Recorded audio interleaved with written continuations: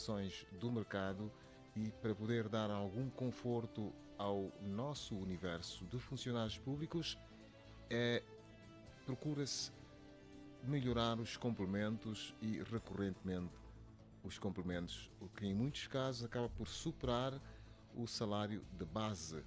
Estivemos a parafrasear as palavras da ministra Ana Dias Rodrigues, ministra da Administração, e que efetivamente acabou por dar a cara em relação a esta decisão que foi tomada pela Comissão Económica do Conselho de Ministros. Há uma uniformização, a intenção que suscitou o equivalente debate no decurso da semana, como fizemos questão de sublinhar logo no início, com os prós e contras a serem analisados sobre o que virá a ser a efetiva operacionalização desta iniciativa. A ministra disse que o processo, citamos, terá 3 fases.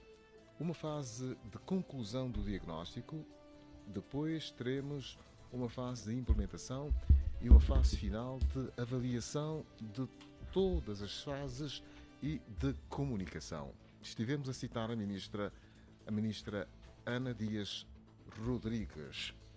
2024 será a conclusão da primeira fase do programa. Isto é o que disse, no essencial, a responsável titular da pasta.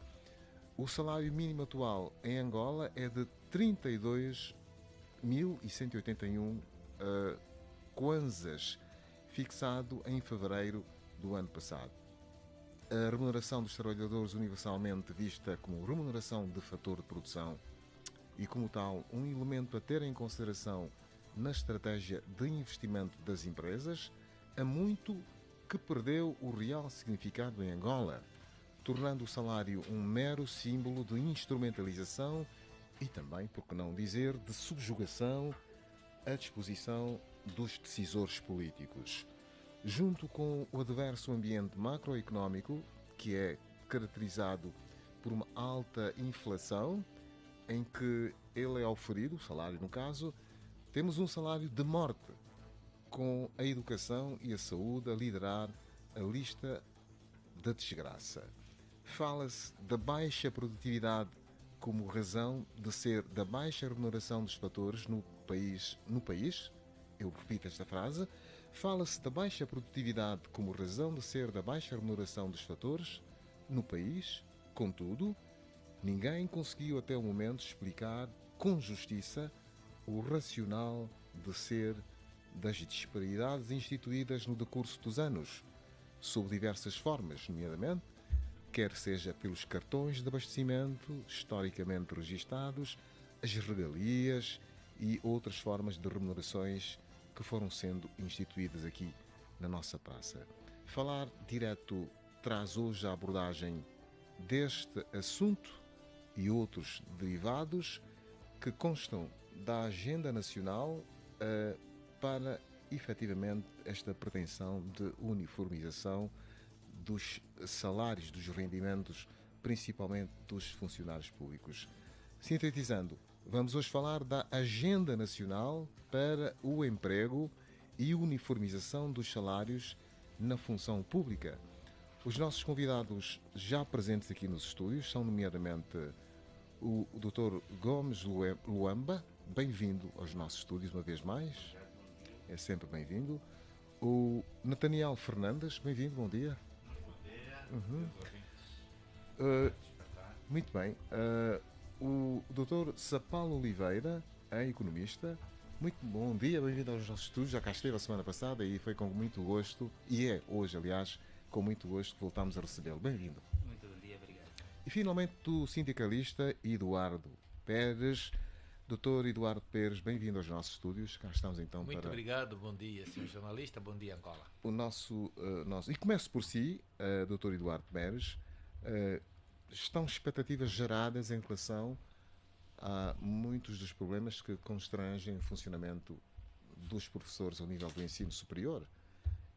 Estão criadas pelo menos expectativas, não é? Há essa esperança, essa luz no fundo do túnel para ultrapassarem o imbróglio que tomou conta dos professores nos últimos tempos? Bom, se podemos responder, agradecer mais uma vez a Rádio Despertar por ter colocado à nossa disposição esse debate. De facto, essa nova temática que o governo angolano nos apresenta sobre a uniformização dos salários da função pública cria também um problema ou uma preocupação e, sobretudo, a nós, enquanto Sindicato Nacional dos Professores do Ensino Superior. A questão que não se pode calar neste momento, em relação à dita uniformização, se de facto as necessidades são de facto lineares em todos os setores. Se olharmos para o subsetor do ensino superior, da experiência profissional que temos nesse setor, e enquanto sindicalista, nós deveríamos, antes da tomada dessa decisão, que podemos, entre aspas, considerar já de infeliz, ouvir a sociedade de cada setor, ouvir as reais preocupações, porque nós podemos mesmo responder que as necessidades de cada setor ou dos entre setores não são lineares. E também as responsabilidades são diferentes.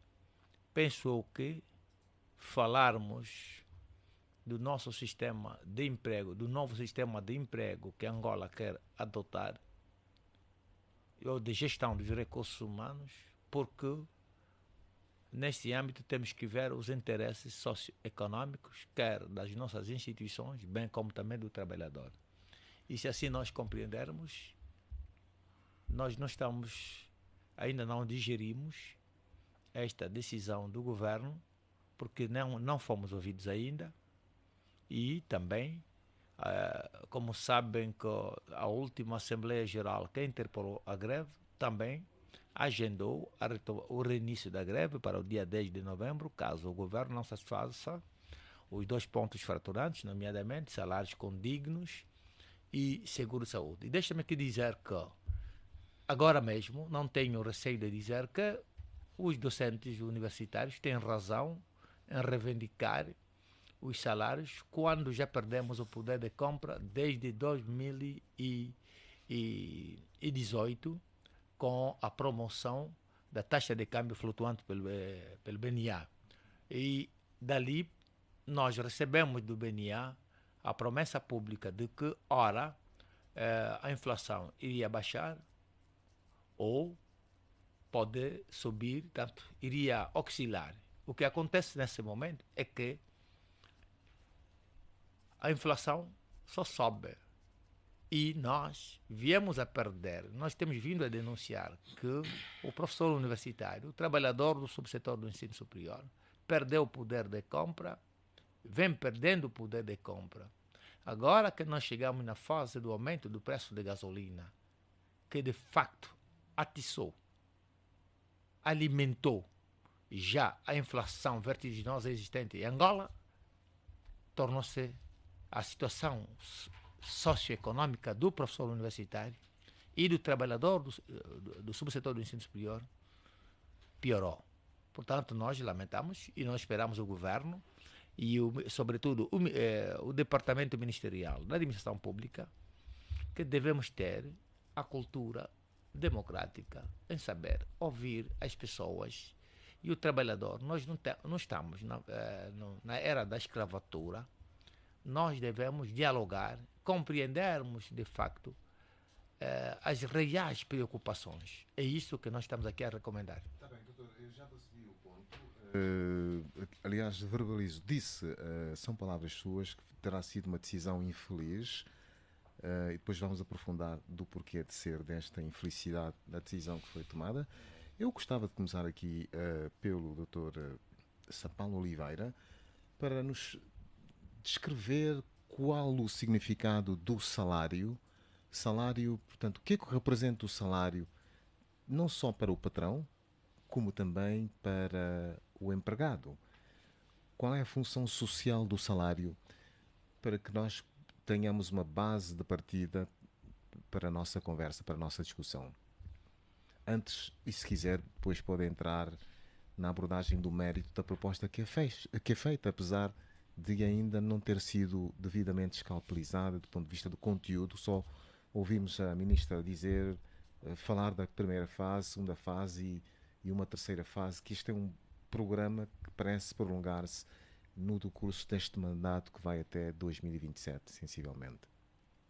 Muito obrigado. Qual é o significado? O que é que o salário é e qual é a função social na ótica de quem ofere e de quem paga? Primeiro, uma abordagem muito direta.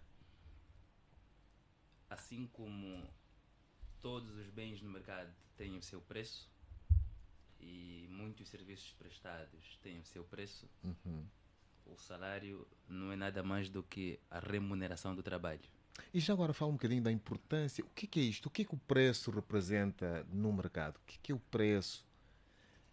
Olha, Porque as pessoas às vezes não sabem bem qual é o significado como medida de mesuração, por exemplo, não é? o preço não de forma linear, mas ele atribui valor aos bens, não é? E ele tem um impacto muito direto, não é? O preço é a contrapartida da troca. Eu, quando troco um determinado bem, eu vou atribuir um valor a esse bem que chamamos de preço. Eu entendo que este meu bem vale X. Que tem que ser reconhecido pelo mercado. Exatamente, não é? E o preço muitas das vezes é definido mesmo pelo mercado. Através da lei da procura e da oferta também. Identificam muito a questão do preço. Então, o preço é esse. E tem um grande impacto, não é? Mas o preço, ele não atua de forma isolada no mercado, não é? O preço, ele vai variar em função do comportamento do mercado. Seja eu tenho mais produção, seja eu tenho menos produção. E é a produção que vai ditar, muitas das vezes, a oferta e a procura. Quando eu tenho menos produção, significa dizer que eu tenho menos oferta no mercado. Se eu tenho pouca oferta, naturalmente, comportamentalmente falando, os preços tendem a subir, não é? Então, os bens valorizam-se também pela sua escassez. Daí chamaremos de bens econômicos, porque eles são escassos. Então, quanto mais escasso é, mais valorizado ele vai se tornar face à sua procura. Então, é mais ou menos essa questão que nós temos aqui a fazer. Voltando à pergunta, quanto ao preço. Agora, quanto ao salário, nós vulgarmente falamos que o salário é sagrado, não é? Então, eu disse que o salário é a remuneração do trabalho. O salário é a remuneração do trabalho. Então, o salário é a contrapartida monetária de um trabalho anteriormente prestado. Então, ele tem um grande impacto, porque é o salário, muitas das vezes, que vai fazer com que a gente consuma bens e serviços. Esses bens e serviços são elementos que acodem à nossa necessidade. Então, esse é o impacto social do salário. O salário deve ser digno e satisfatório, porque é através desse salário, que é a minha contrapartida remuneratória, que vai fazer com que eu acuda àquelas que são as minhas necessidades básicas, a princípio. Porque o salário é o nosso rendimento primário. O salário é a base, não é? É a iniciativa. Então, se esse salário for satisfatório, naturalmente eu tenho a satisfação das minhas necessidades primárias. Aqui o efeito social, a condição social do indivíduo aparece aqui, porque eu tenho um rendimento que me permite satisfazer as minhas necessidades. Então, socialmente, eu começo a me satisfazer em alguns itens. Este é o impacto primário do salário. Não é? E como é que recebeu esta comunicação da ministra derivada desta reunião da Comissão Económica do Conselho de Ministros?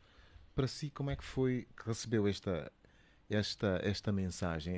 Geraram-se expectativas, naturalmente, e já estamos a vivê-las, não é? Mas como é que recebeu?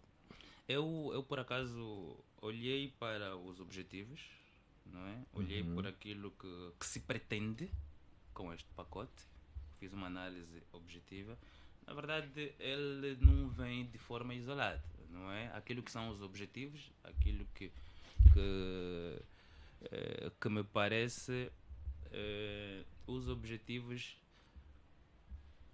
vêm de algumas reclamações já feitas a nível da sociedade. Essa discrepância naquilo que são os salários oferidos, muitas das vezes leva com que o índice de insatisfação também aumente. Então, eu vou olhar aqui se pegarmos para a uniformização, por exemplo, eu não vou falar de Agenda Nacional de Emprego, eu não olho assim as coisas, né? Eu não sei se deve existir uma Agenda Nacional de Emprego, mas esse é um outro campo. Mas olhar na uniformização, por exemplo, dos salários, isso traz-nos um bocadinho da justiça, não é? Se todo mundo presta serviço, todo mundo trabalha, espera que haja uma certa, não direi igualdade, não é? Não direi igualdade, mas uma justiça remuneratória equiparada, não é? Face aos serviços que se presta. Então, os objetivos por mim são claros e são positivos. Essa harmonização, buscar o equilíbrio, não é? Buscar a recompensa justa naquilo que é o serviço que se presta. Agora, o pano de fundo aqui é como fazer isto, não é? Porque falar de salário de forma num campo nacional é olhar para o seu orçamento. E aqui entramos muito nos elementos que compõem o orçamento para vermos se essa expectativa será alcançada ou não, porque isto não é automático. Eu tenho que perceber como vamos conseguir alcançar isto. E se é agenda nacional, nós não temos outro caminho de analisarmos isso se não olharmos para a composição do nosso orçamento. E aqui é um outro campo de discussão. Este é outro campo de discussão. Dr. Nathaniel, eu vou a si, mas queria até deixar uma primeira apreciação do Dr. Luamba para, diga-me só, como é que recebeu este anúncio da parte da ministra Ana Dias Rodrigues, esta novidade na sequência da reunião da Comissão Económica do Conselho de Ministros? Na verdade, recebi positivamente. Portanto, foi uma notícia que eu, portanto, já esperava porque... Mas já esperava porque... Já esperava no sentido... Era uma expectativa por causa da dinâmica... Por causa da dinâmica da vida. Da vida da sociedade. Não é? O tal desequilíbrio salarial que, portanto, nós vivenciamos é absurdo. É absurdo. Por isso, essa política, essa notícia caiu-me positivamente, porque eu acredito que a questão da uniformização dos salários a nível da administração pública, conforme meu colega do painel já falou, vem garantir a justiça salarial, vem motivar e valorizar o capital humano. Porque, independentemente do local onde o indivíduo presta o serviço, tem o direito de receber um salário justo. E nós temos visto a grande discrepância. O indivíduo trabalha no setor A, ganha um salário mísero, mas comparativamente com o outro que trabalha no setor B, ganha um salário exorbitante. E eu penso, isso também cria aquilo que é a fuga dos trabalhadores, a fuga dos funcionários de um setor para outro. E nós conseguimos perceber que existem, a nível da administração pública, aquilo que eu vou chamar, portanto, setores pobres. Existem os chamados, eu aqui vou apelidar por setores pobres, e existem os setores ricos, que o indivíduo entra nesse setor, que eu denomino por setor pobre, começa a ganhar um salário mísero, comparativamente com o outro, que entra num setor que eu chamo de rico, em menos de um ano tem mais ou menos a vida estabilizada.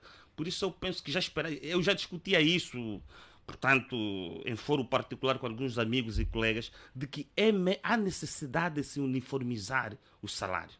Mas há a questão que o Dr. Pedro está a levantar, e por acaso é interessante o que ele disse da uniformização, o significado da uniformização, porque colocar o salário por igual das distintas profissões, nas distintas profissões, acho que é também uma heresia.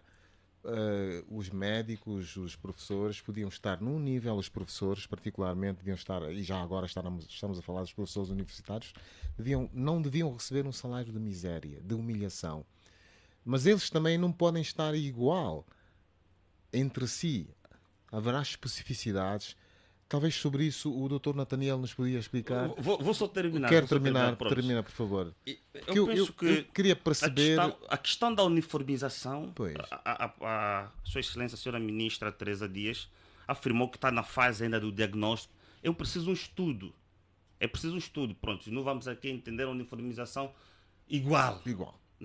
Não assim taxativamente. Creio que com estudos a serem feitos, pode-se achar indicadores, né, balizas, para mediar essa uniformização. Mas que a uniformização, atendendo às balizas, atendendo à especificidade do setor, atendendo à especificidade das profissões, é necessário.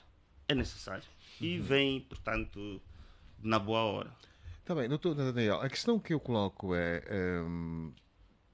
e esta pergunta terá sido suscitada pelo Dr. Sapalo Oliveira, quando diz que a questão central vai ser como é que se vai conseguir. A verdade, também não se está a falar do aumento salarial. Há aqui eu creio que vai haver uma espécie de harmonização em função dos subsídios que são pagos, só que são subsídios, e que depois não se repercutem no final, quando as pessoas vão para a reforma. Querem transformar isso em salário de base, para a partir dele passar-se a calcular o quanto as pessoas na reforma passam a oferir. Qual é o histórico que está por detrás desta composição salarial da miséria que põe os angolanos todos numa saia justa a ponto de chegarem à pobreza, como nós estamos a viver atual? Não há segurança praticamente para ninguém. As pessoas não fazem poupança. Isso também tem a ver com o ambiente macroeconómico, etc. Qual é o historial que nós temos, afinal, por detrás? Qual é o racional que levou a que as pessoas tivessem que oferir salários de miséria? Antes de eu falar do historial, eu gostaria de falar do contexto das coisas aqui, do que estamos a falar, dessa uniformização de salários. A economia surgiu enquanto área de estudo na luta de classes, né? Os primeiros e grandes economistas foram analisando a luta de classes e existiam em todas as sociedades, existe também aqui na nossa angolana, classes, e as classes vão lutando entre elas, né? Cada uma procurando melhorias, né? Uma situação de vida melhor. E então essa questão da uniformização esbarra sempre nessa questão da luta de classes. E existem várias classes. E estava a dizer muito bem, a classe dos médicos, a classe dos professores, a classe dos polícias, a classe dos militares, só para estratificar um pouco em termos de profissões, né? E cada uma tem um peso reivindicativo diferente. E esse peso reivindicativo diferente faz com que as suas remunerações também sejam diferentes. Porque o peso que elas trazem na negociação é diferente do que outras que trazem outro peso na negociação. Então vai sempre haver essa questão do peso de cada uma das classes quando houver a questão da negociação da remuneração do trabalho. O trabalho é uma oferta de cada indivíduo. Nós, quando olhamos para o mercado de trabalho, é onde as coisas se invertem. Normalmente o empresário oferece bens para os consumidores. Na questão do trabalho, somos nós que vamos oferecer o nosso trabalho ao empresário. Ao empresário ou ao Estado, ao empregador. Né? Esse mercado também funciona segundo as leis da oferta e da procura, como estava a dizer muito bem aqui o meu colega Oliveira, do painel. Quanto mais for o salário de alguma atividade, menor será a procura desse trabalho pelos investidores. Eles procuram sempre, se nós formos ver, uma grande parte de empresas migrou da Europa para a China porque o salário na China era mais baixo. Não é? Então, os investidores estão dispostos a procurar trabalho menos remunerado.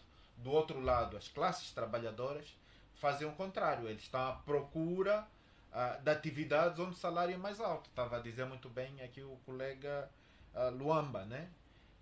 Vamos imaginar, se eu pensar, os que trabalham no setor de petróleos ganham mais, então praticamente todos os jovens vão querer ser engenheiros de petróleos ou procurar profissões que estejam incluídas naquele grupo daquela classe ou daquela atividade que é os petróleos. Isso funciona normalmente assim em economia. No nosso país era necessário, eu acho que é muito importante, já que a ministra falou que se vai fazer o estudo, que se faça uma análise de pelo menos esses dois índices. Há um índice que se chama economia índice de Palma, e o índice de Palma mede os 10% mais bem remunerados do país, não só em termos de salário, mas em termos de renda, com os 40% mais baixos, e faz um índice, um rácio, para saber o grau de concentração da renda no topo e na base. E muitas vezes, em muitos países que eu tenho analisado, de outros países, de Angola nós não temos esse dado, demonstra que quem está no topo, muitas vezes, aqueles 10% conseguem ganhar mais do que os 40% da base. No nosso país a situação deve ser ainda mais gritante, e eu acredito que é necessário se fazer esse tipo de análise, ou o grau de concentração das remunerações ao longo das mais diversas classes, para nós percebermos o quão desequilibrado está a remuneração no nosso país. E depois de nós percebermos o quão desequilibrado está, é que nós podemos tomar medidas de como é que nós vamos ajustar isso. E isso pode-se ajustar através de medidas fiscais ou através de mecanismos como o salário mínimo e vários outros mecanismos para alavancar um pouco aquilo que é os rendimentos das classes mais baixas. O Estado tem esse papel de redistribuir riqueza e muitas vezes não o faz com eficácia. E então faz com que grande parte das classes sociais mais baixas vivam na pobreza, porque a redistribuição da riqueza ou a política fiscal não é eficaz o suficiente para redistribuir a riqueza nacional de maneira mais equitativa. Quer dizer que o Estado demitiu-se de ser o promotor desta justiça ao longo dos anos? É a pergunta que fica no ar, porque isto aconteceu por muito tempo. Como é que se geraram estas disparidades todas, fazendo com que estivéssemos como vivemos, não é? Okay. Isso vai agora ao histórico. Nós vivemos um período em que era político ligado ao comunismo, né? E isso, de certa forma, para mim, afetou aquilo que era a visão do Estado na remuneração das pessoas, e a transição nunca foi, de facto, bem feita para a economia de mercado, né? O Estado, na economia comunista ou socialista que nós tínhamos, procurava, através de cartões e através do acesso a algumas lojas, distribuir os rendimentos. Com a transição para a economia de mercado, nós passamos a ter um outro modelo. E o modelo e devia ser cada vez mais que fosse a iniciativa privada o maior empregador, e que essa iniciativa privada soubesse de facto acolher a oferta de emprego, ser promovida e potenciada o suficiente para que promovesse essa oferta de emprego. Isso nunca aconteceu.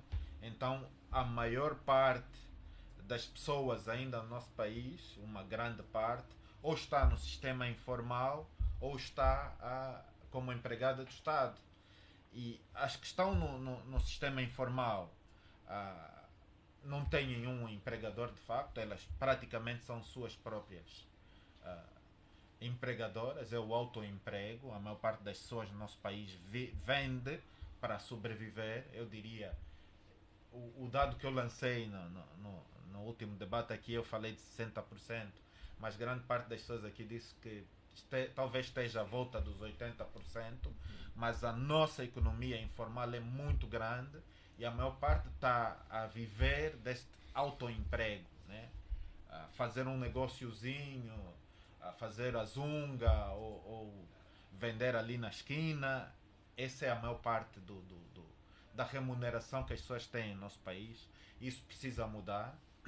Nós não vamos de facto desenvolver sem formalizar essa classe, sem incluir essa classe no sistema financeiro, e esse é um trabalho grande que nós não vemos passos a serem dados. A dada altura eu acreditei um pouco que o programa, acho que chamava REIA, não tenho certeza. A inclusão? Sim, para a formalização do negócio. Preia, exatamente. Mas começa sempre bem e depois é aquele caos e acaba desaparecendo, morrendo, e não dão de facto um balanço do que está a ser feito ou do que foi feito. É mais um programa que morre, basicamente, que podia ser um programa interessante, já demonstrava a intenção de formalizar as pessoas. Já agora voltando para o Estado como empregador, o Estado tem sido um mau empregador. Pois. Há muito tempo nós temos várias empresas estatais que remuneram mal, ficam períodos longos sem pagar salários. Temos várias empresas públicas, né, que pagam os salários, fazem os descontos da função da segurança social e não pagam a segurança social.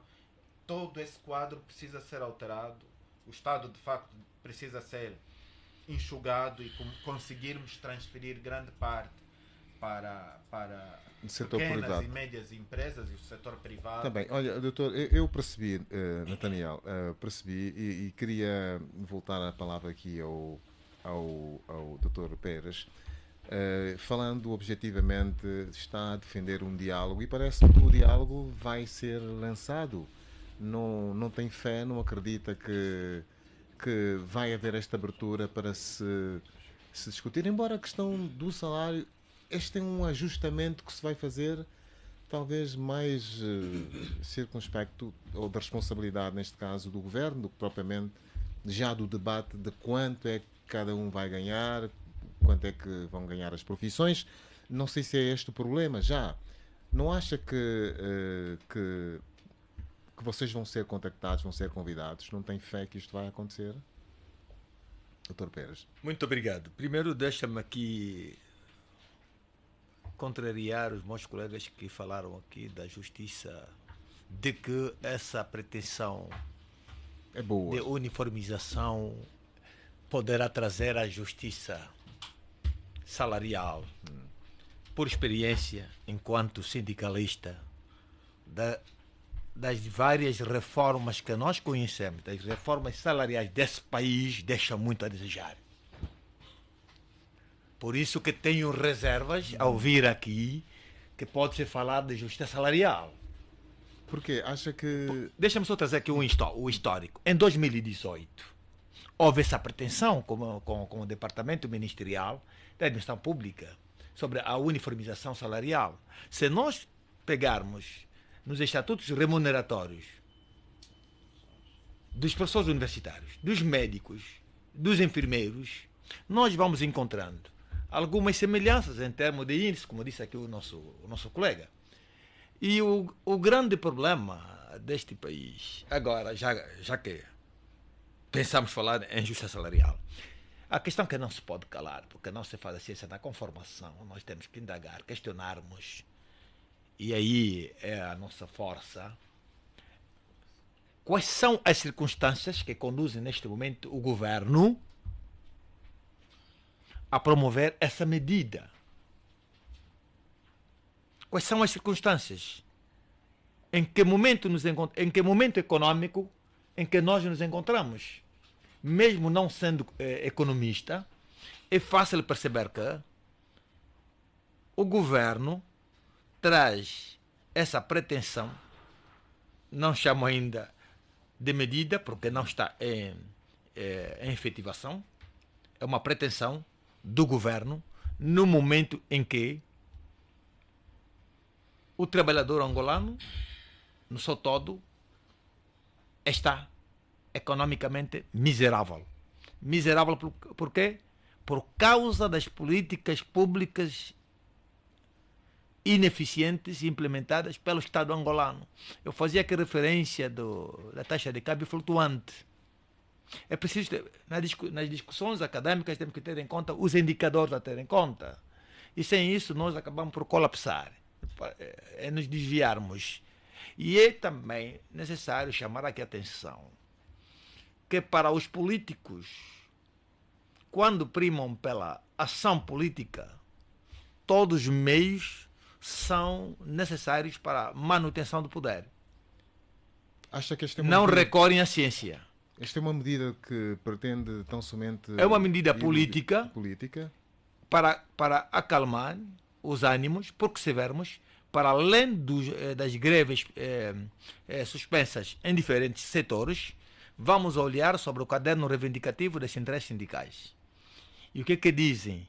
E que medidas pretendem tomar as centrais sindicais? E em que momento econômico se encontra o angolano? Em que condição econômica? O angolano perdeu totalmente o poder de compra.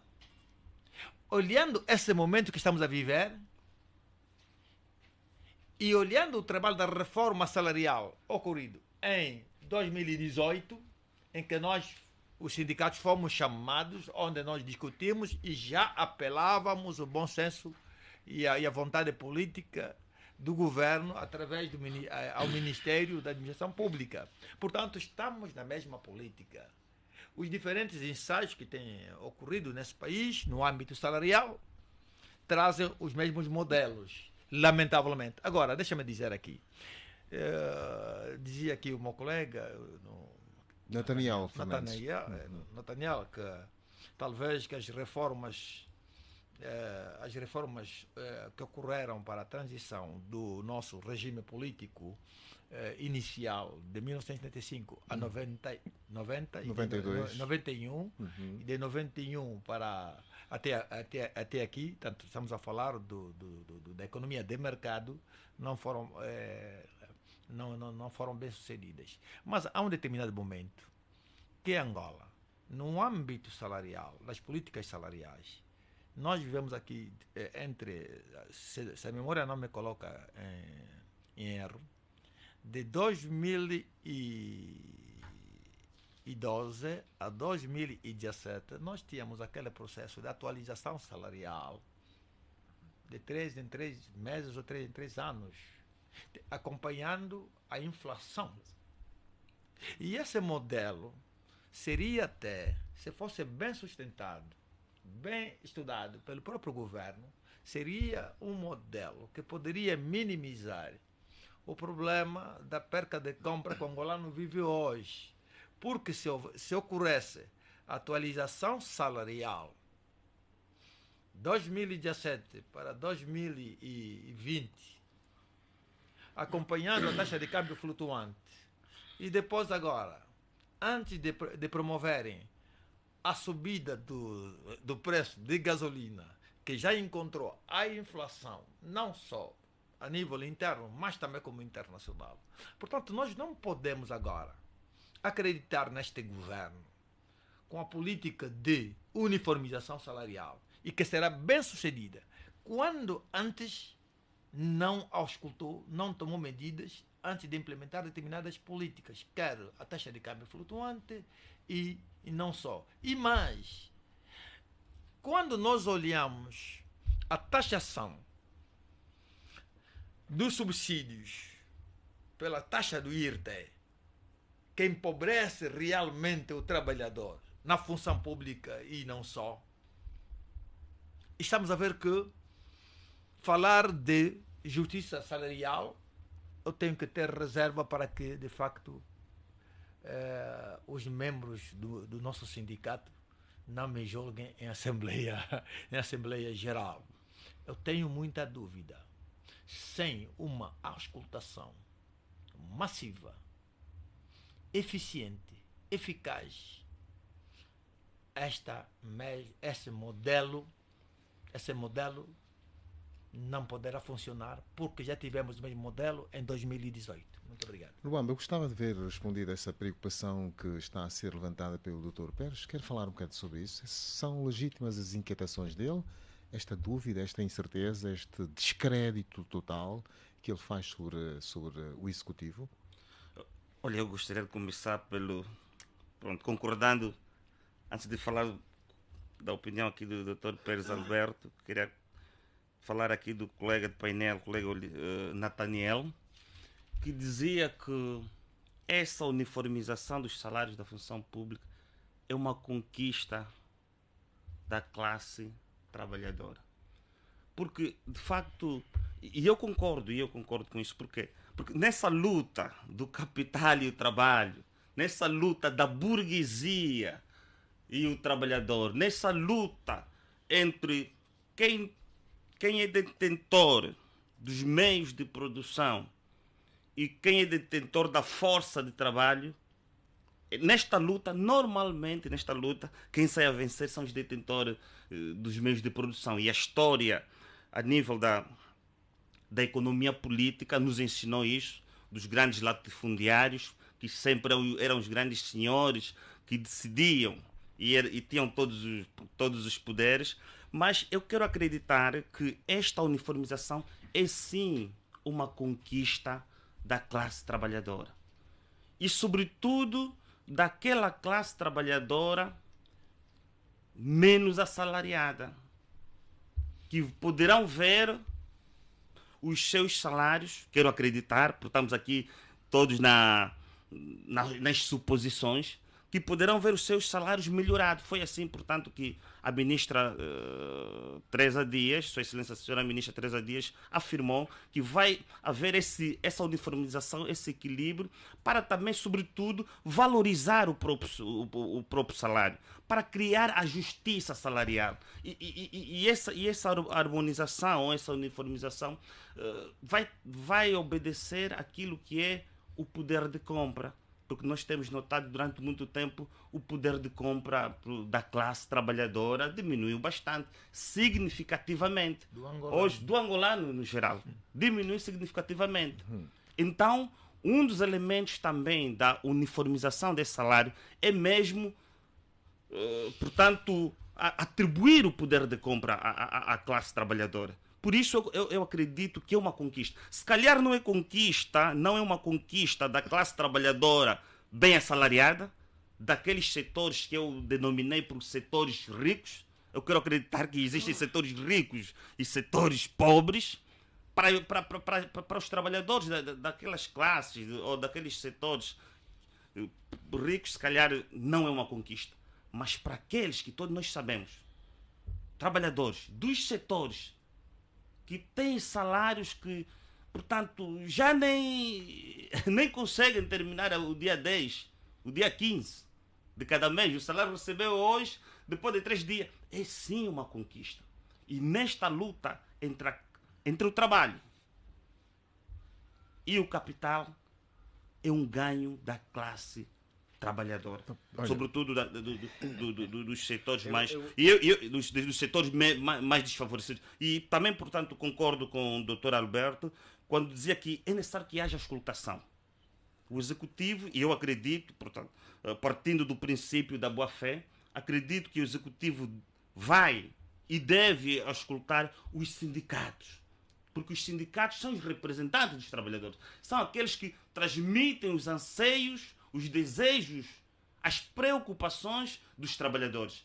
E seria de má fé, seria muito mal se o Executivo tomar essa decisão, portanto, implementar essa decisão sem ouvir os sindicatos. E eu não quero acreditar que o Executivo vai perder essa oportunidade de ouvir os sindicatos. Dr. Pérez, por favor. Sim, Dr. Pérez. Eu peço um ponto de ordem. Sim. Porque afirmar aqui, falar de boa fé do governo para resolver esse problema, eu tenho, já não acredito nisso por experiência, porque eu estou na carreira sindical. Ok. Há promessas, a auscultação nesse país tem ocorrido. E fingem, eu vou usar uma linguagem assim, fingem terem acatado. Mas o problema está na implementação ou na efetivação das contribuições resultantes dessas auscultações. Por isso que eu fiz referência da auscultação de 2018. E não queria falar de 2014 e 15. Portanto, lembra-se que em 2013 ocorreu uma greve que durou 27 dias no setor do ensino superior.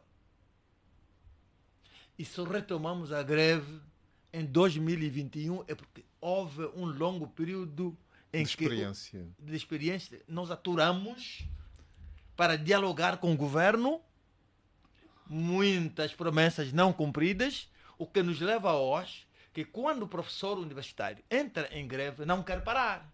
Tem sido difícil a interpolação das greves dos docentes. Mas a ministra do Ensino Superior deixou mostras de que estava confiante na vossa boa-fé, boa vontade, boa fé. A boa-fé tem que ter o governo. A senhora ministra tem que apelar ao titular do Poder Executivo para resolver o problema do salário condigno.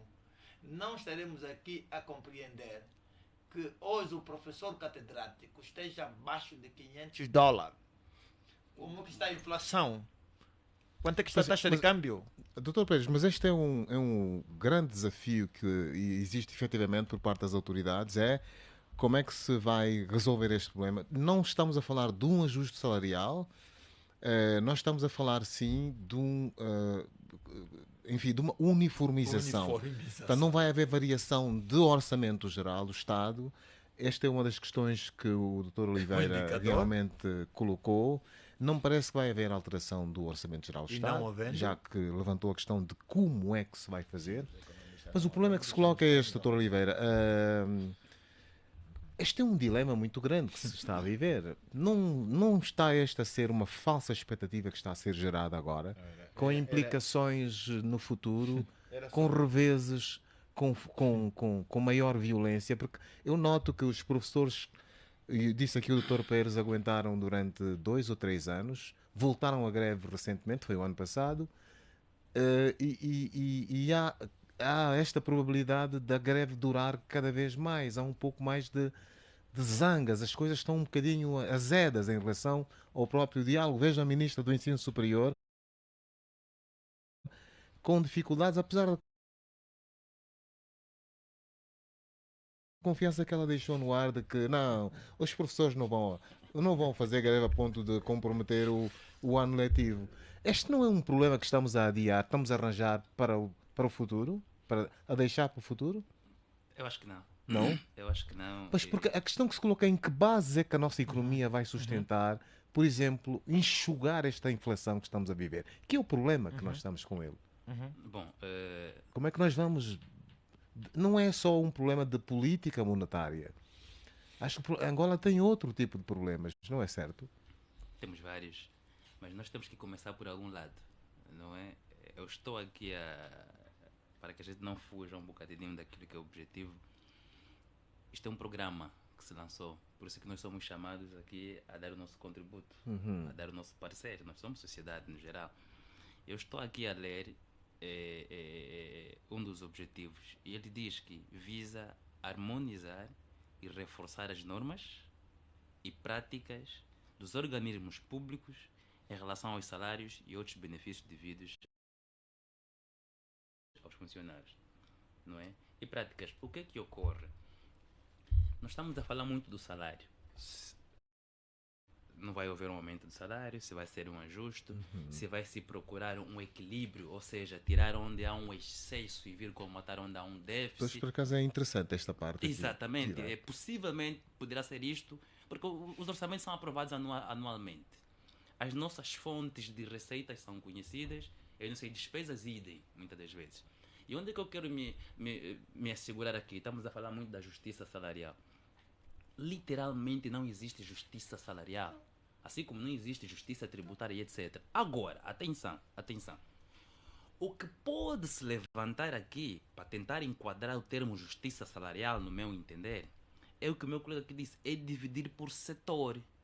Se eu estou na área social, eu sou professor e o meu colega é médico, e ambos, não sei como é que é pago, mas vamos pegar aqui um técnico superior de segunda classe da mesma área, oferimos o mesmo salário, eu não vou me sentir injustiçado.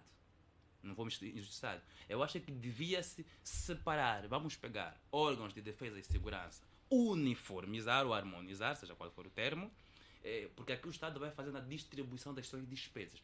Quando tiver a se implementar, vai-se pegar isso como despesas. Vai-se tirar de um sítio e pôr-se para o outro. Então eu posso dividir, pegar os órgãos de soberania, defesa e segurança, harmonizar. Pegar aquelas despesas sociais, educação, saúde, habitação, harmonizar. E pegar aquelas despesas do setor econômico, agricultura e etc., harmonizar. Assim eu que estou na pecuária. O colega que está na agricultura, nesse setor, se tivermos a oferir o mesmo salário, eu não vou me sentir injustiçado. Porque vai ser quase impossível harmonizar de forma nacional. Todo funcionário ou agente público estar equiparado. Isso também não vai acontecer. Pois, talvez a expressão não tenha sido feliz, não é? Exatamente, exatamente. Quer dizer, isto não vai acontecer, como também não acontece em nenhuma parte do mundo, sejamos justos.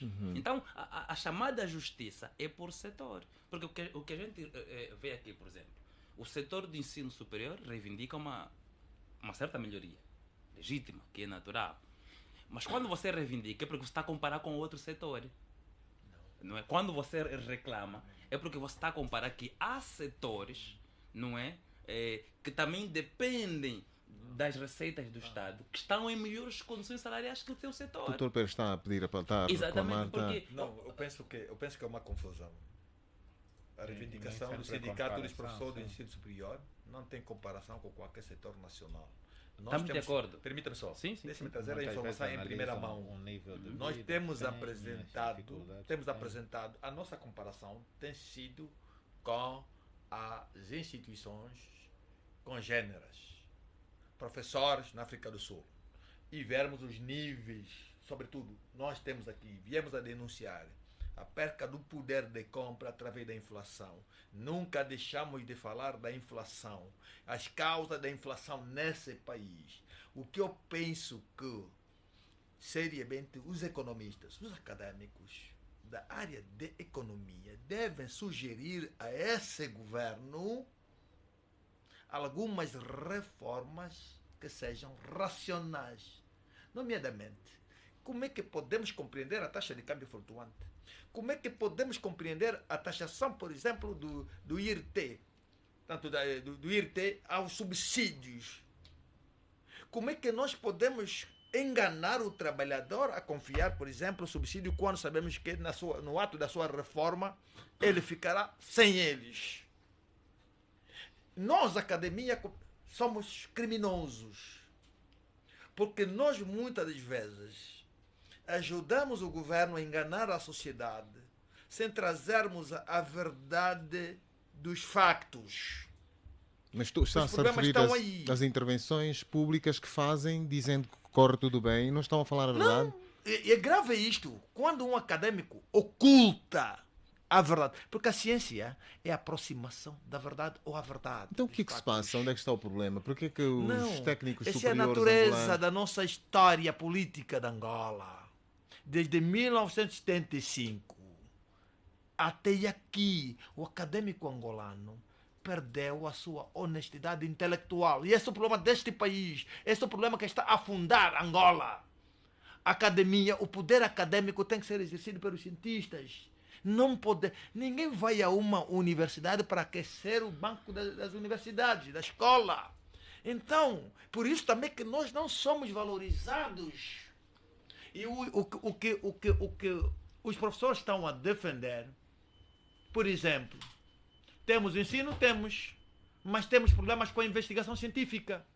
Quanto é que o Estado aloca para a investigação científica? Quanto é que o Estado aloca sobre a extensão universitária? Sem a investigação científica, temos universidade? Sem extensão universitária, temos universidade? Doutor Pérez, queria só pedir que quando falasse, fale para o microfone. Muito obrigado. Porque senão Portanto, ele é direcional. muito obrigado. Exatamente. Muito obrigado. Portanto, as questões aqui levantadas no ensino superior, sem a investigação científica, tens a universidade? Sem a extensão universitária. São práticas acadêmicas obrigatórias que consultem os ditames da Unesco, as orientações da Unesco. E eu tenho, a minha idade está avançando. Agora vou entrar, neste ano ainda entro nos 60 anos. Estou preocupado com a soberania da Angola. Nós, quando falamos politicamente, somos um Estado soberano, entre aspas, porque nós somos dependentes. Eu não posso mais, na minha idade, já não posso ter reserva de dizer isto. Enquanto nós achamos que somos soberanos, mas quando tu, ministro, quando tu, diretor de uma clínica, um grande hospital de Angola, estiveres doente, corre para o estrangeiro, o que isto demonstra? Porque que eu, ministro, meu filho, não pode estudar nas instituições angolanas. Ou se estuda, se estiver aqui no ensino primário, tem que estudar numa escola portuguesa e outras. Isso não nos preocupa. Mas esta é uma questão que se levanta, Dr. Nathaniel. Eu estou preocupado com todo este percurso que nós estamos a fazer. E que agora, segundo o Dr. Pérez, acabamos por...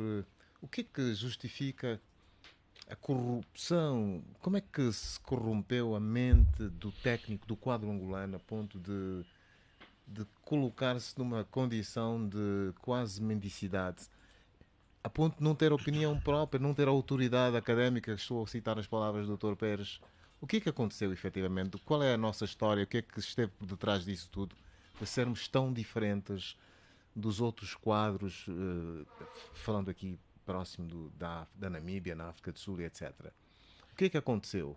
Nós perdemos a autoridade académica, efetivamente. Nós temos diversos problemas, e esse é um problema muito grave que nós temos no nosso país, e ele vem porque era necessário, para você fazer qualquer evolução, estar alinhado com algumas ideias. Então as pessoas viram, ou eu me mudo do país, ou para eu ter alguma evolução eu tenho que estar alinhado com alguma ideia, mesmo que ela não seja mais certa, e isso de facto tem prejudicado muito Angola. E essa situação ainda continua, nós ainda temos diversas dificuldades em aceitar opiniões que são contrárias. Eu não sei se isso é só cultural ou se é de facto de onde é que começou o problema, mas é um problema sério que nós temos no nosso país e afeta os mais diversos estratos, desde os académicos, mas acontecem um pouco por todo lado. Tem muita gente que tem ideias contrárias àquelas as que estão a ser ditas, que aplaudem e depois replicam, mesmo não acreditando naquelas ideias. Isso é bastante grave e prejudica muito o nosso país. Mas eu gostaria de trazer aqui algo que eu acho que é muito importante, um pouco como resposta a que o companheiro Luamba de painel, que muitas vezes criamos muitas expectativas e levantamos aqui as expectativas bem altas. Eu não acredito muito nas coisas sem ver. Eu prefiro realmente que haja resultados para depois aplaudirmos resultados. Isso de aplaudirmos muito as intenções, vemos que não temos tido resultados positivos em relação a essas expectativas muito altas que muitas vezes criamos. Só vou dar aqui alguns exemplos. Se falou que agora estamos a produzir mais combustível, logo o preço da gasolina vai baixar e depois ela subiu e assim sucessivamente. Isso é só uma das coisas, mas nós vemos acontecer regularmente subidas de expectativas do género 2000 e não sei quantos, água para todos, e até hoje nos bairros mais próximos a água não chega. Então essa questão da própria gestão de expectativas por parte do governo é essencial e ela não acontece. Muitos dos angolanos elevam as suas expectativas. Eu acho que isso também é que está a matar de facto a esperança dos angolanos. Eu acho que nunca o nível de esperança no futuro em Angola, entre os angolanos, foi tão baixo porque foi-se trabalhando mal as expectativas das pessoas, e as expectativas das pessoas precisam ser bem trabalhadas, muito mais próximas da realidade, para que elas consigam de facto criar esperança no futuro, ou reivindicar ou indicar caminhos melhores. Agora, muitas vezes desenhamos um cenário cor-de-rosa que não é real. Muitos sabem que não é real e aplaudem e replicam esse mesmo cenário em vários fóruns. Depois as pessoas, quando veem que o cenário é bem diferente daquele cor-de-rosa que foi desenhado, acabam matando a sua esperança, e isso tem sido algo muito grave no nosso país, né? Em relação a esse programa de uniformização dos salários, nós precisamos saber o que ele vai dar. Eu acho que a questão não é tanto uniformização dos salários, mas a questão da uniformização das políticas salariais. Isso é que deve ser de facto implementado. Não pode, dentro do aparelho do Estado todo, ter diversas políticas remuneratórias, né? As políticas remuneratórias devem ter um padrão que depois facilitam não só o seu estudo, mas pontuais modelo de administração. Sim, pontuais variações, ajustes, okay. Né? Porque quando as políticas de remuneração são muito diferentes em todo o aparelho do Estado, isso cria muita dificuldade depois na altura de fazer os devidos ajustes, né? Luamba, eu terei deixado o Dr. Oliveira pendurado. Acho que ele está na expectativa de retomar a palavra e há de fazê-lo, certamente.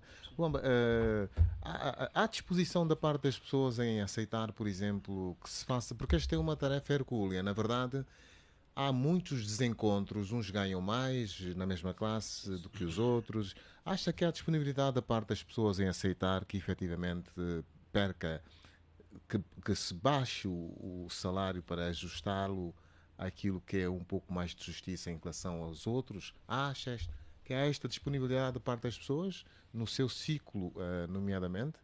Olha, eu penso que este é um grande problema, é uma outra guerra que... E é uma engenharia, eu quero aqui chamar de engenharia, ou uma reengenharia. Eu não sei como é que, portanto, o executivo vai se desdobrar para criar essa justiça salarial, para criar essa uniformização salarial, que é positivo.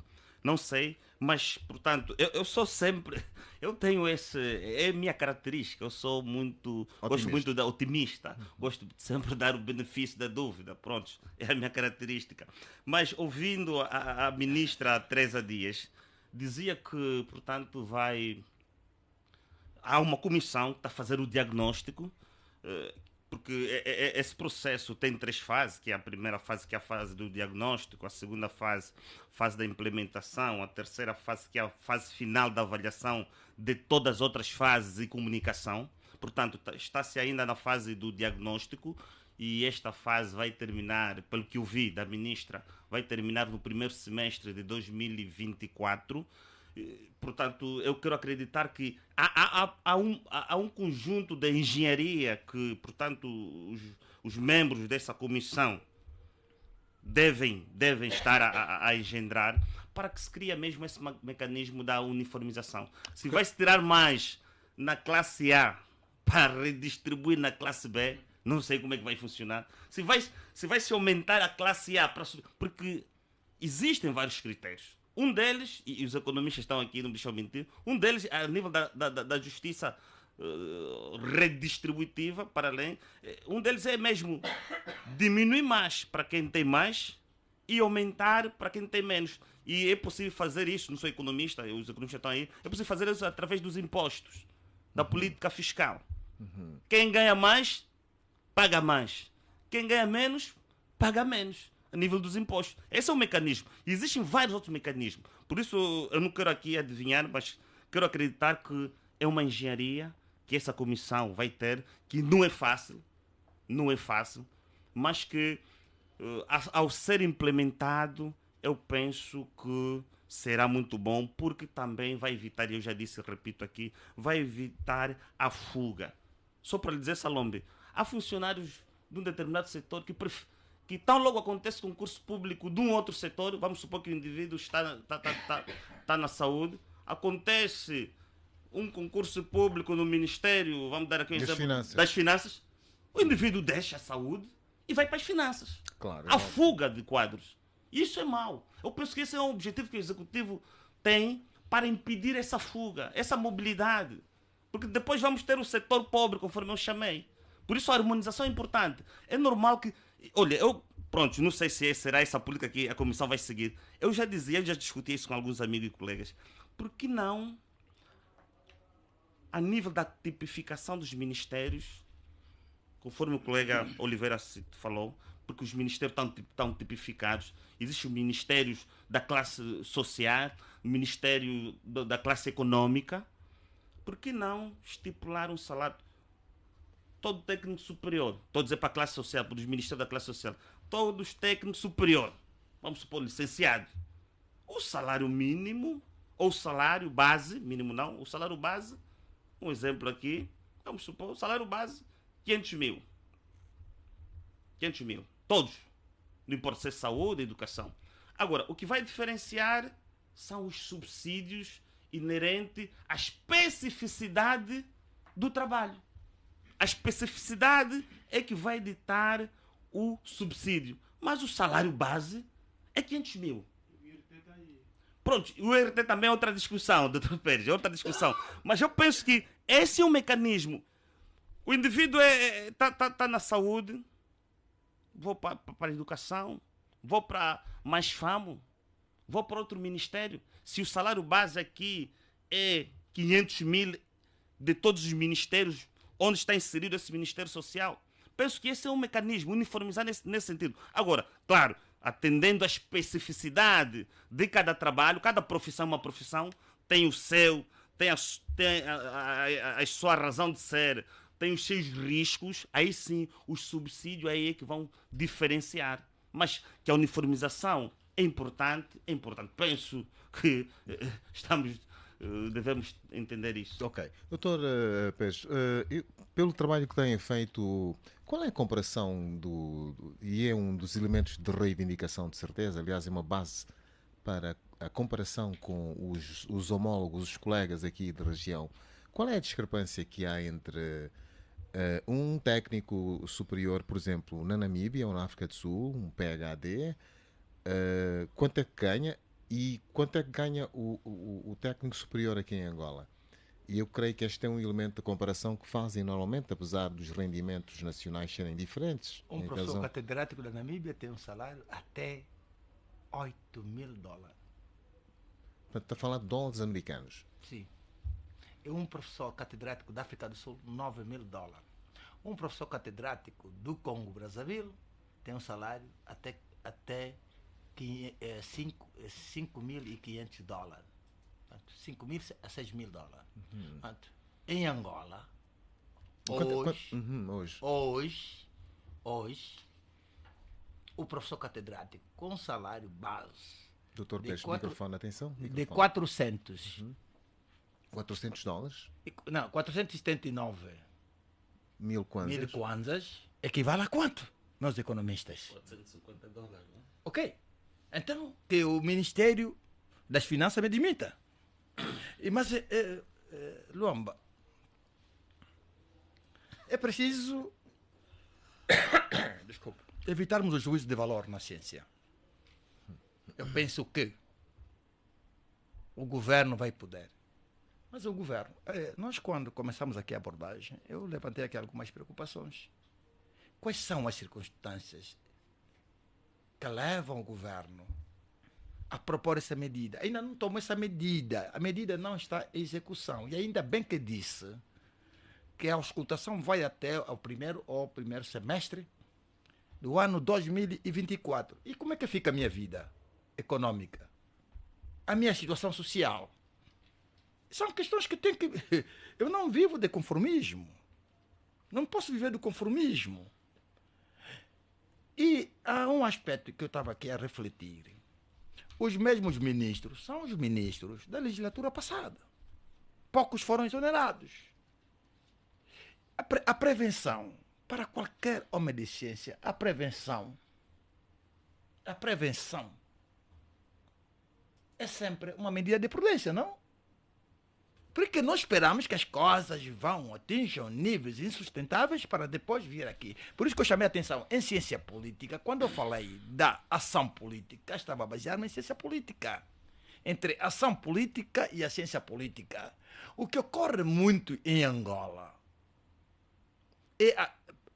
prima-se pela ação política, e na ação política o político recorre a todos os meios para proteger ou atingir o poder. Portanto, estou a chamar a atenção.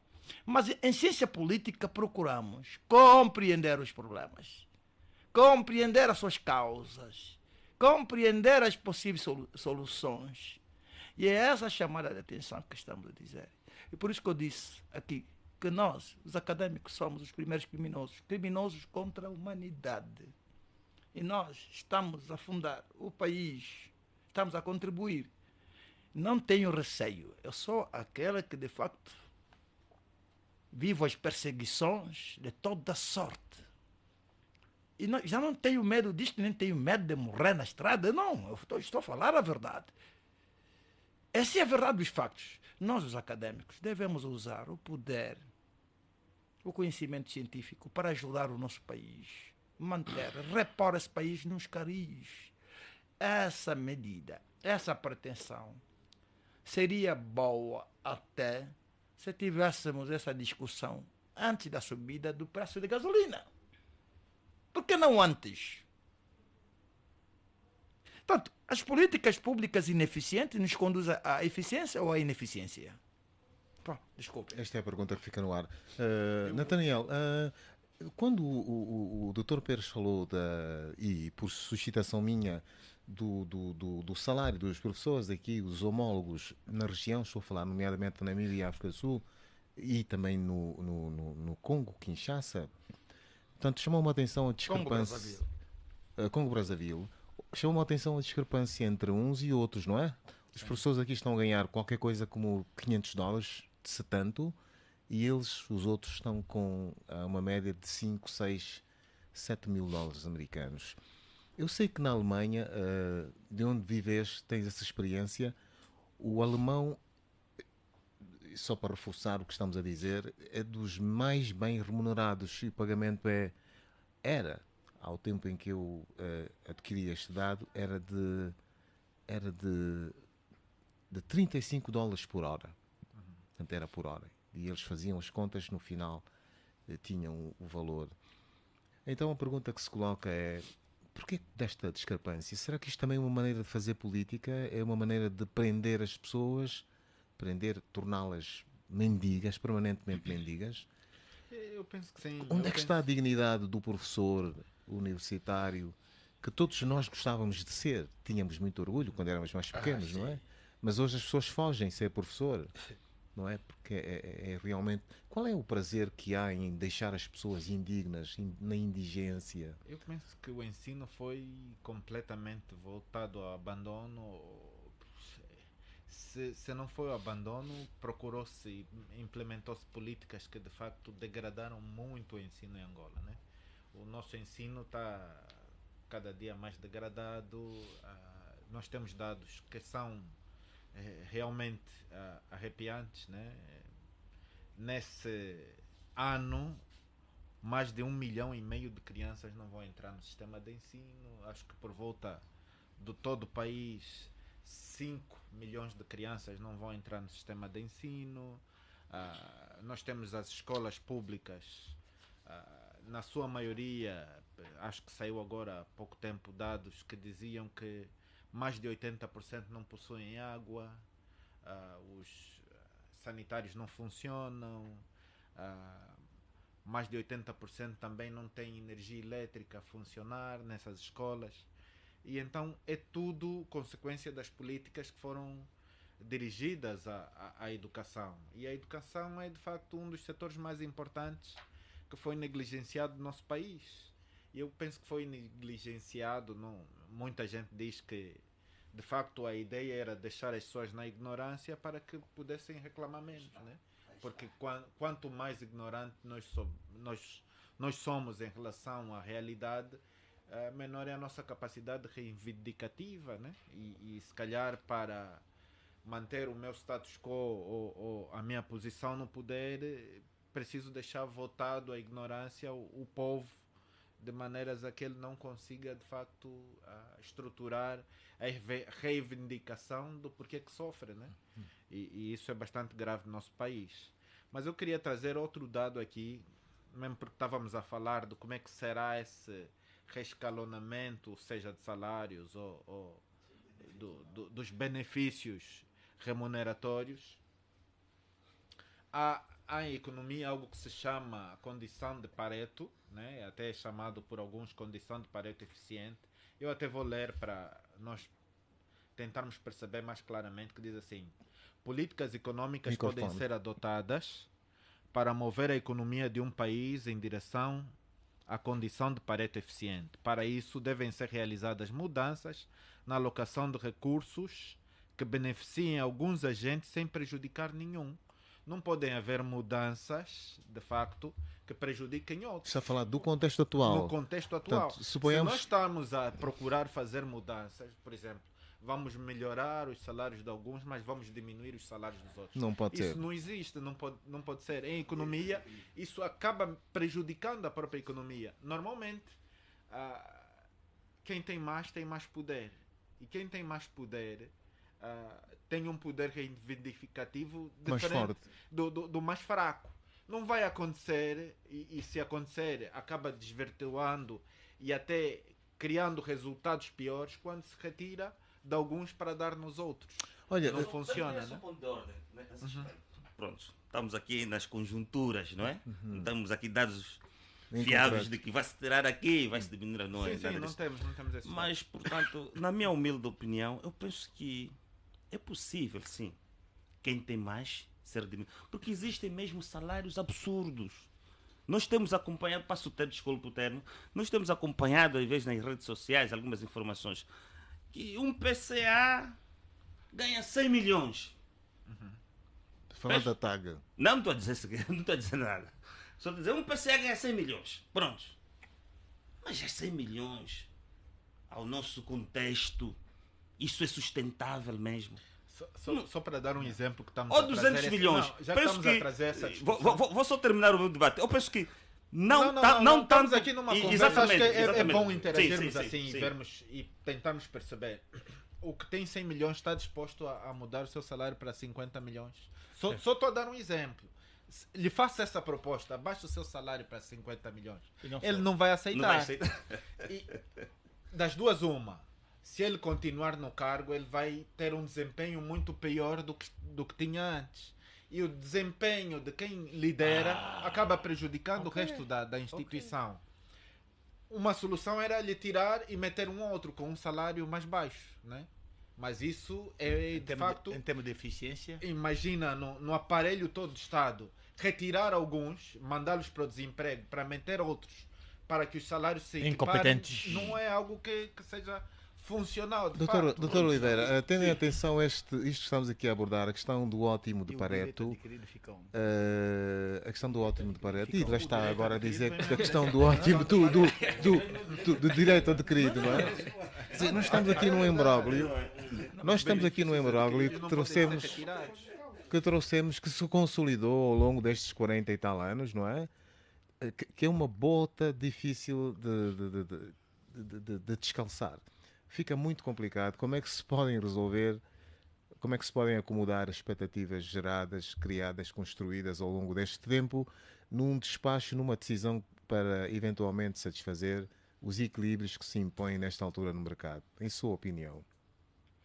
Bom, eu também não sou de opinião de que vamos retirar quem já tem mais, né, para alocar a quem tem menos. Não, a questão também não passa por ali. E primeiro, nós temos que ver quais são os critérios, né? Se discutirmos aumento para quem tem menos, temos que ver quais são os critérios de aumento salarial, base criterial para aumentar o salário. Nós temos que ter uma razão objetiva. Qual é a base, quais são os critérios para aumento de salário? Não basta falar que eu quero aumento. Quais são os critérios para aumento de salário? O doutor aqui disse muito bem os direitos adquiridos. Eu vou nesse outro lado. O tempo de serviço, a experiência, vamos pegar o desempenho. Mas o aumento de salário também não pode ignorar a condição do mercado. Não é? Quando a gente fala em inflação que está muito alta, quando a gente faz uma análise comparativa em relação ao que se paga nos outros países, nós estamos a falar do poder de compra, estamos a falar do poder das suas respectivas moedas. Se transferíssemos o nosso 400 mil kwanza ao tempo do câmbio de 10, estaremos a falar em quantos dólares? 4 mil dólares. Está a perceber, não é? Essa é a condição do mercado que não devemos ignorar. Então, Mas essa comparação para o momento atual. não, Permita-me só. Sim, sim. No momento atual. Não é uma É questão de aceitável? comparação. Não é uma questão de comparação. Não, deixa-me só ajudar-lhe. É uma questão de entender o que mercado no momento. em 2015, quando 10 mil equivalia a 100 dólares, o poder de compra para os angolanos e para nós, professores universitários, Certo. nós tínhamos o poder de compra. É ali onde eu vou chegar. Atenção. Se me permite. Pronto. Mas também tinha que ver com a situação do mercado na altura. Nós tínhamos uma alta na produção da nossa principal commodity na altura. Por isso é que tínhamos o PIB elevado e uma economia que crescia e era normal que a gente tivesse. Esse é poder o de único compra. problema? Não é o único. Não é o único. Por Um isso é que ponto estou de a ordem, dizer. senhor jornalista. Não é o Eu quero único. só contender. Se Não, me permite, isso se é me bom permite, para eu chego lá, atenção. Vamos Não só é ouvir único, não é por único. aquele... Só peguei um dos elementos que não deve ser ignorado, a situação de mercado. Porque eu poderia pegar outro, além do mercado ia pegar o orçamento, por exemplo. Iremos entrar num campo que nos levaria a fugir. É um outro elemento que não deve ser descorado também, quando se discutimos o aumento de salário. Porque é um dos elementos que será discutido. Mas são campos que vão levar muito tempo. Outro elemento criterial para o aumento de salário está no próprio desempenho em si. Não é? É um outro elemento criterial para o aumento de salário. São vários elementos que podemos Mas pegar. está a falar em concreto dos professores, neste caso? Eu pego no geral. No geral. Não é? Eu pego no geral. Pois, a nossa produtividade é muito baixa em comparação com os países aqui. Estou a falar da Namíbia, no caso. Produzimos não é? pouco. Muito pouco. Daqui eu pegar o desempenho, não é? Daqui eu pegar o desempenho. Mas agora, Mas estamos a falar de uma produtividade num contexto num ambiente também difícil, não é? por isso que eu chamo a atenção, não descurarmos a situação atual do mercado. Nós não podemos chorar do que já foi feito. Está mal, não é? Agora, como sairmos dessa face às condições atuais? É a nossa análise realística que nos é chamada aqui. E o mercado atualmente nos diz que estamos com uma inflação muito alta, que reduziu o poder de compra. Por quê? E numa das tentativas, o porquê é um outro campo. Podemos também discutir. As causas da inflação. Não pode ser um outro campo. meu Tá bom. colega. Não pode ser Podemos outro discutir campo. as Eu não causas posso da me inflação. conformar sem indagar. Podemos discutir as causas Ok. da inflação. Então. Não é? Eu posso pôr também aqui à mesa quais são as causas da inflação. Mas eu não quero levar o meu raciocínio por ali. Porque nós temos é que procurar uma análise que nos leva a encontrar soluções para nós. Então, parece-me neste caso que há uma... E voltamos à questão da criação de falsas expectativas, olhando para a nossa realidade. Porque o Dr. Pérez está a falar da corrosão do poder de compra dos salários dos professores. Onde eu vou terminar, para dizer de que a falsa expectativa existe, que é o primeiro sinal do não alcance desse objetivo. Mas nós temos que acreditar que podemos alcançar. Mas quais são... O mercado comunica conosco. O primeiro elemento é a condição do mercado leva-nos a crer que este objetivo não será alcançado. A condição atual do mercado. Porque um dos primeiros elementos para eu ter melhoria salarial é olhar o mercado. E o mercado está a me dizer que eu não estou em condições, eu não estou a produzir para que tu tenhas uma política que te permita ajustar ou aumentar salário. Primeiro ponto. Então, é a falsa expectativa. Segundo ponto, orçamento. Eu queria só corrigir, não é aumentar salário, é reajustar, uniformizar. Uniformizar, Eu não sei mas também procuram-se Uniformizar. critérios futuros para possíveis aumentos de salário. Também está assim também no documento. Ok. Não é? Critérios para aumentos salariais. Daí eu me apegar nos critérios. Ok. E eu pego o segundo elemento que me leva a dizer que é muito difícil, mesmo a uniformização. Eu não posso uniformizar sem olhar para a parte orçamental, por exemplo. Não é? E a parte orçamental também me diz, por isso é que nós estamos muito em aperto, que estamos a cair em déficits. Eu estou a pegar variáveis realísticas do mercado, aquilo que o mercado comunica conosco. Eu não estou a pegar questões normativas para discutir aquilo que devia ser. Eu estou a pegar a questão real, aquilo que é. E o mercado atualmente me diz que não estão em condições para tal. Doutor Pérez, por favor. Eu só quero colocar, eu quero que, enquanto leigo em matéria de economia, que me explicasse, porque temos acompanhado sempre os nossos economistas a nível interno, que tomam sempre como indicador econômico a nossa principal fonte de receita, que é o petróleo. A questão que me perturba enquanto cidadão deste país, os vícios na gestão do erário público deste país não nos levaram a essa situação? Coincidentemente, nós falamos aqui a semana passada da eu não qualidade estava da aqui. despesa pública. Não, vou. Não acompanhei, vou mas passar. é minha inquietação. Estamos a pegar os vícios e a Os qualidade das vícios, despesas, não é? os vícios na gestão do erário público nesse país. Será que os vícios na gestão do erário público não constituem a principal causa da situação, da atual situação econômica desastrosa que estamos a viver? Nós, naturalmente, qualquer pessoa que está no nosso país sabe que uma das principais causas. Mas foi a má continuamos gestão aqui dos a recursos. sustentar, os economistas continuam a sustentar aqui e lá fora que o problema está na oscilação da nossa do expresso da nossa principal fonte de receita. Porque o roubo desenfreado que ocorreu nesse país, que é um crime econômico e crime contra a humanidade. E é isso que as pessoas não gostam de ouvir. A verdade dos factos está na base. Porque a nossa inflação tem N fatores. Por que não termos em conta esse aspecto? Essa é a explicação que eu espero dos nossos economistas. Mas essa explicação não é para os economistas, essa explicação é para qualquer angolano. O rigor naquilo que é a despesa da coisa pública. Mas o especialista é economista. Não. Quando falamos de inflação, quando falamos de roubo, corrupção, são os males que nosso país enfrenta há Mas décadas. uma explicação profunda, Há décadas. com toda a cientificidade, não virá de mim. E eu poderia Enquanto inverter. É os políticos que deviam se rever, não é? Porque quem faz a gestão da coisa pública é quem detém o poder político. No geral. Será que o político pode rever-se facilmente? É fácil perder o poder? Não, mas não está na questão de ganhar ou perder o poder. Está na questão da consciencialização de quando você usa o recurso público. Aprenda uma coisa, E meu qualquer um de filho. nós- Em ciência política, o poder é doce. Mas é claro. E o poder está a todos os níveis. Não só na O política. verdadeiro poder é o poder do Estado. Os demais poderes são poderes relativos, meu amigo. Mas tá bom, mas nós estamos aqui a discutir a questão política, a questão Sim, do quando uso falamos da do fundo política, público, ou estamos pelo aqui a Estado. discutir... Olha afinal pelo de Estado. Falar do poder, o conceito poder, se queremos de facto trazer aqui o conceito poder, temos que olhar sobre o Estado. O verdadeiro poder reside no Estado.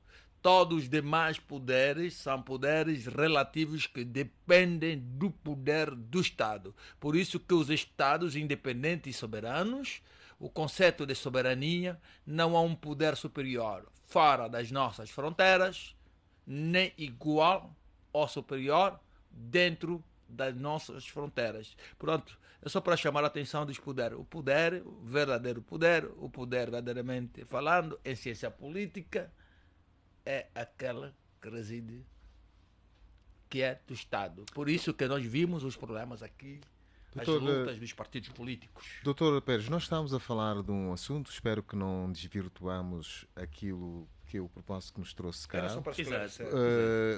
De modo que há uma preocupação, Luamba, que se está a levantar nos últimos tempos, é a capacidade do nosso Estado, e isto vai um bocado de encontro com aquilo que disse o Dr. Pérez, é a nossa autoridade para fazer as coisas acontecer. Por exemplo, a supervisão ao nível das empresas estrangeiras, na remuneração dos fatores de produção, estou a falar dos trabalhadores, está-se a pagar muito mal, com sinais inclusivamente de exploração esclavagista, particularmente as empresas chinesas, sem querer discriminar, nós estamos nas condições em que nos encontramos, estamos a perder a autoridade de até reivindicarmos, de defendermos os direitos dos trabalhadores empregados em empresas onde há estas... Aliás, deixou de se falar deste assunto, da discrepância entre remunerações dos estrangeiros, dos expatriados e dos angolanos. Este é um outro problema sobre o qual, efetivamente, a ministra devia deitar o olho, não é? E devia-se também falar sobre isso, do porquê dessas discrepâncias, mas estamos tão inclinados, as nossas preocupações, as nossas cavalgadas estão a levar-nos para um sentido em que já não nos preocupamos com essas coisas que são fundamentais. Não sei se esta é a sua apreciação. É a minha apreciação. É a apreciação. Infelizmente, portanto, temos notado esse baixo salário por parte dos nossos compatriotas que trabalham em certas empresas e algumas delas citadas aqui, pois. Né, pelo nosso jornalista, que é mau. Daí, então, a importância de uma agenda nacional para o emprego. E este é mesmo o nosso tema, Agenda Nacional para o Emprego e a uniformização dos salários na função pública. Sabe qual é o milagre da solução do problema, agora vou colocar, do desemprego? O milagre é única, exclusivamente, tem que ver com um investimento. Eu acho que o problema está no investimento. Não sei como é que nós vamos fazer uma agenda sobre o emprego quando a nossa obrigação, a obrigação das autoridades devia ser criar um bom ambiente de negócios aqui na nossa praça. Este é o principal problema. Acha que é preciso sentar para discutir a agenda do emprego? Como é que nós vamos determinar que fatores de investimento os investidores venham a Angola aportar se não mudarmos o ambiente de negócios? Mais do que investidor, porque às vezes portanto, olhamos mais para fora. Mais do que investidores. Não, eu não estou a referir só ao investidor externo, o nacional mesmo, também. Mesmo nacional. Portanto, eu penso que a articulação dos três setores, quando falo dos três setores, estou a falar do setor primário, que é a agricultura, setor secundário, que é a indústria, e setor terciário, que é o comércio. A articulação dos três setores é que promove o desenvolvimento, é que promove o emprego, é que promove a economia de qualquer país. Então penso que o Executivo, a nível daquilo que são as suas políticas, deve continuar a apostar, continuar a promover estes três setores. Mas o problema que se põe é que não cessa, não há uma inversão de tendência dos fluxos migratórios do campo para a cidade. As pessoas estão inclusivamente a sair das aldeias agora para ir comprar fubá na vila, nos municípios. Eu não sei como é que se vai travar esta tendência, porque há uma migração, e por isso é que Luanda está com a sobrepopulação que nós todos os dias vivemos, né? E com as consequências que isso traz. Eu não sei como é que nós podemos esse é um outro debate. Tem um outro debate. Esse é um outro debate a nível daquilo que é o desenvolvimento integral, integral e harmonioso do nosso Estado. Será que o Coenda vai ajudar a fixar as pessoas nas localidades? Não, olha, o Coenda nem tem esse objetivo de ajudar a fixação das pessoas nas localidades. Um dos principais objetivos do Coenda, que é outro debate, mas posso aqui falar, um dos principais objetivos do Coenda, na verdade, é fortalecer, portanto, as famílias em situação de vulnerabilidade. Fortalecer através de financiamento, através de kits, equipamentos para ajudar as famílias a autossustentarem-se, a autoproduzirem os seus produtos para se sustentar. Então o Coenda tem um outro. O Coenda faz parte de um programa de proteção social de base. A nível da proteção social existem os três tipos: a proteção social de base, a complementar e a obrigatória. O Coenda enquadra-se na proteção de base, na nossa proteção de base, e portanto tem como objetivo mesmo fortalecer as famílias em situação de vulnerabilidade. Não cai no sentido de estabilizá-los numa determinada localidade. Agora, a questão da migração dos campos para a cidade é uma questão universal. É uma questão universal. Mas a nossa taxa parece que é superior. Portanto, nós somos livres de estarmos onde nós quisermos. Agora, claro, o Executivo deve criar política de atração, isso sim, deve criar política de atração para que as pessoas estejam, mesmo até nas zonas recônditas, a prestar o seu serviço, mas com todas as condições condignas. Esse é um outro debate. Esse é um outro debate. Está bem. Doutor Pérez, eu quando abrimos o debate coloquei a questão se este ajustamento iria mitigar as vossas preocupações. Liminarmente disse que não. Mantém a posição de que não tem muitas expectativas em relação a este programa? Eu mantenho a minha posição. Mantém a sua posição. Mantenho a minha posição e a minha afirmação aqui, sem medo de errar, se compreendermos que para analisarmos essa matéria de uniformização dos salários, deve ser analisada no âmbito do sistema de emprego, e porque até hoje é uma discussão académica nos países com mais saúde. Hoje, através das análises feitas, ou estudos feitos sobre o sistema de emprego, os países mais desenvolvidos recomendam que há necessidade de modernizar-se o direito de trabalho.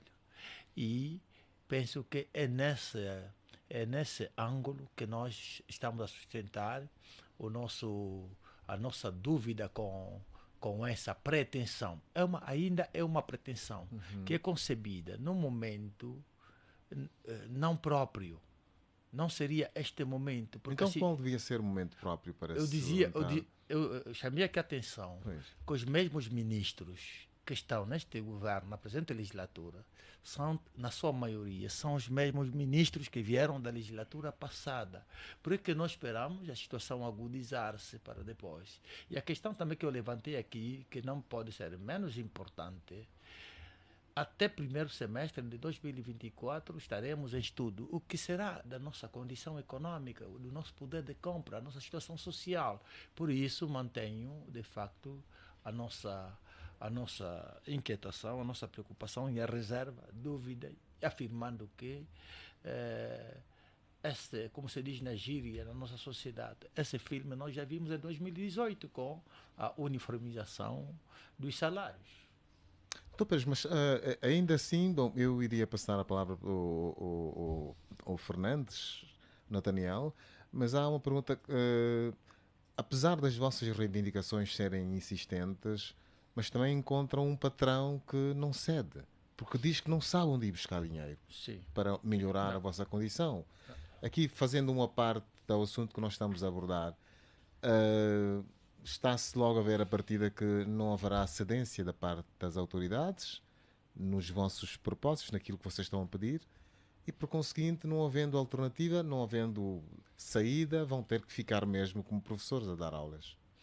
Se me permitir, deixa-me dizer o seguinte: a questão não se coloca no âmbito do patrão que não sabe onde buscar o dinheiro, porque o patrão é o governo, não é o Ministério. O Ministério do Ensino Superior é apenas um departamento dentro do governo. E o que falta no governo é a falta de vontade política. Se houver vontade política, de facto, podem encontrar as fontes para financiar o que estamos a dizer. E como consequência, enquanto permanecermos nessa situação de não valorização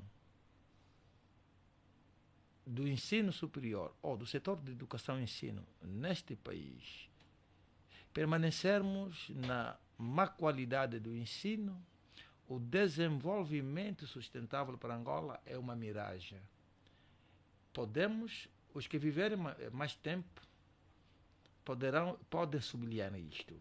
Porque se quiseres matar, os estudiosos defendem que se quiseres matar uma nação, começa por destruir a sua educação. Portanto, nós estamos nessa situação. Apenas como bons patriotas que tivemos a oportunidade de estudar, mesmo com a guerra que assola o país, estamos a chamar a atenção. Vamos investir seriamente para o setor de educação e ensino, especialmente para o ensino superior, que cumpra as suas práticas acadêmicas, e porque o salário é o fator do bom desempenho, do desempenho do trabalhador, que pode ser bom ou mau. Doutor Nathaniel, estamos mesmo a concluir, não temos muito mais tempo, são 12 e 20 minutos, faltando poucos para fecharmos a edição de hoje do Frontal. Aliás, do Falar Direto. Com a maior parte das coisas que falou aqui o Pérez, né? Mas pareceu muito pessimista, não é? Mas continuando. Mas eu penso que a aposta deve ser sobretudo no ensino de base, porque se a base não tiver boa, lá o topo não pois, vamos ter. Mas este é um outro resultado. problema, infelizmente. Este é um outro problema, sobre o qual não sei como é que se tem deliberado, não é? É uma outra grande marca. O próprio êxodo que nós vemos de pessoas do interior para as cidades é por falta de capacitação das pessoas no interior. Os recursos da Angola e da África estão aqui. O problema é que as pessoas não sabem como transformar aqueles recursos. E a necessidade é grande de potenciar as pessoas no sentido de que elas compreendam que os recursos estão aí e que elas podem transformar aqueles recursos em seu benefício. Nós estamos sempre à espera que venham iluminados de fora para transformar a nossa vida e nós não estamos... esses iluminados nunca aparecem, quase como que se estivéssemos à espera de que anjos descessem dos céus para transformar as nossas vidas. É essencial que o governo tenha esse programa de capacitar as pessoas de acordo com os recursos de cada uma das regiões. Isso não está acontecendo no nosso país. Se eu estou numa área que a predominância é agrícola, é necessário que a maior parte da educação naquela área esteja voltada aos recursos daquela área. E assim nós vamos conseguir fazer com que as pessoas transformem os recursos que têm à sua disposição. E enquanto as pessoas não conseguirem transformar os recursos que têm à sua disposição, esses recursos vão continuar a sair em direção àqueles que têm capacidade para transformar esses recursos.